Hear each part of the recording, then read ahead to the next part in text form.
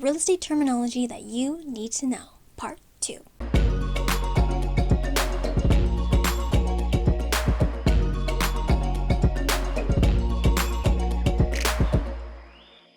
Hi friends, welcome back or welcome to my YouTube channel. It's Larissa Noon here, Realtor with eXp Realty here in Drumheller, Alberta, Canada, aka, yes, you know it, dinosaur capital of the world. And on today's episode of Keeping It Real Estate, we are bringing a Part 2 to the real estate terminology you need to know little mini series.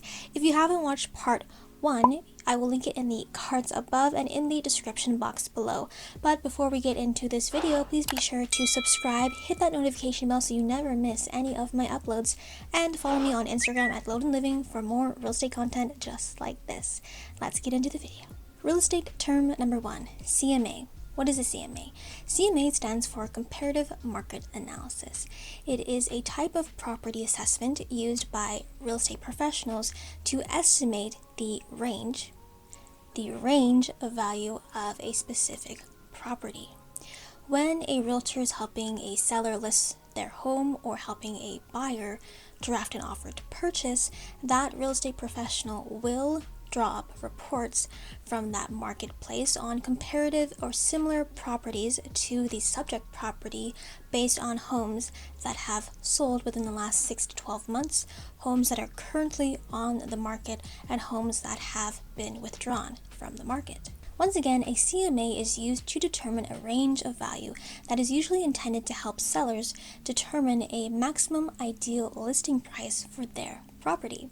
And on the other hand, in regards to buyers, a CMA is used to help buyers determine a competitive offer price on a home they really love. One very important thing to note here is that a CMA is not a formal appraisal and should not be regarded or seen as an appraisal. An appraisal is a property assessment conducted by a licensed professional appraiser to determine the defined value of a property rather than a range. Real estate term number 2, MLS. MLS stands for Multiple Listing System. The MLS is a private database established by cooperating realtors to provide information or data on homes for sale in a specific market or location. So have you ever wondered how listings are available to the public?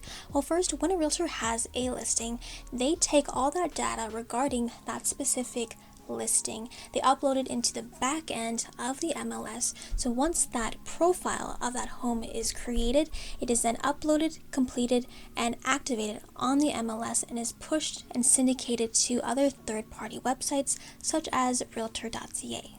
Real estate term number 3, chattels. Chattels are unattached items or movable items that are not affixed to the property or land. Generally speaking, these are items like appliances or furniture, and in most cases, when you purchase a home, you will see on the MLS listing the inclusions with the purchase of the home. So in many cases, these are things like the stove, the fridge, dishwasher, dryer, garage door opener, things that are unattached from the home but are included with the purchase of the home. Real estate term number 4, conditional offer. This is a real estate transaction where the seller has accepted a buyer's conditional offer. So this means that the sale of the house is not firm yet because the purchase offer has conditions. So there is a window of time, or the buyer's due diligence time, where the buyers have to remove their conditions in order to finalize the sale of this home. So in many cases, as you would know, these are conditions like your financing condition and your home inspection condition. So if the buyers were able to remove their conditions, then the sale of the home would be firm. But on the other hand, if the buyers are not able to remove their conditions or satisfy their conditions, then the deal is considered dead and the home goes back onto the market. Real estate term number 5, conveyancing. Conveyancing is the formal process of transferring ownership from one party to another. In the example of having a firm sale, when a home is officially sold, the purchase contract and any documents that form part of that contract, such as the waivers and amendments, are usually sent by the listing realtor's office to both the buyers and sellers' lawyers. The lawyers are then responsible to draft the transfer of ownership documents to the land titles office. Well, that is it for today's video on the real estate terminology that you need to know, part too. Don't forget to download my free home buyer's guide in the description box below. If you have any questions or concerns, leave them in the comments. And if you enjoyed this video, please be sure to give it a thumbs up. It helps me out so much and encourages the YouTube algorithm to push out more of my content to viewers like yourself. Don't forget to subscribe and hit that notification bell if you haven't already, and follow me on Instagram at Loden Living for more real estate content just like this. And until next time, I will see you all next time. Bye, friends!